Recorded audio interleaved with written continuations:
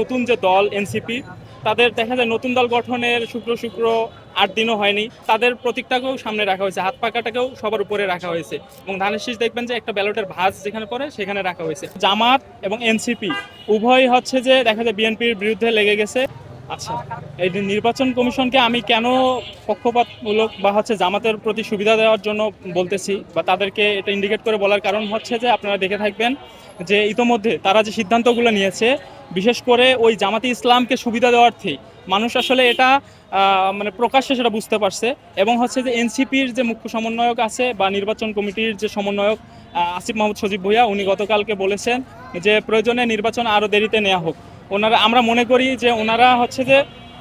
এই নির্বাচনটাকে ইঞ্জিনিয়ারিংয়ের মাধ্যমে তাদের আদলে নেওয়ার জন্য, ফলাফল যেন তাদের দিকে যায়, এই জন্য তারা হচ্ছে যে বিভিন্ন প্রক্রিয়ায় লিপ্ত হয়ে গেছে অলরেডি। তো জামাতের সাথে তাদের যে জোট, এখন হচ্ছে যে জামাত এবং এনসিপি উভয়ই হচ্ছে যে দেখা যায় বিএনপির বিরুদ্ধে লেগে গেছে। আপনার জাতীয় সংসদ নির্বাচনে আপনারা দেখতে পাবেন যে জনগণ যে প্রত্যাশা নিয়ে আসে বিএনপি জনগণের ভোটে